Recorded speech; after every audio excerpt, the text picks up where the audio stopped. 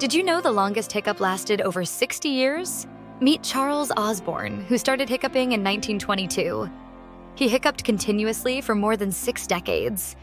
Imagine trying to live a normal life with that condition.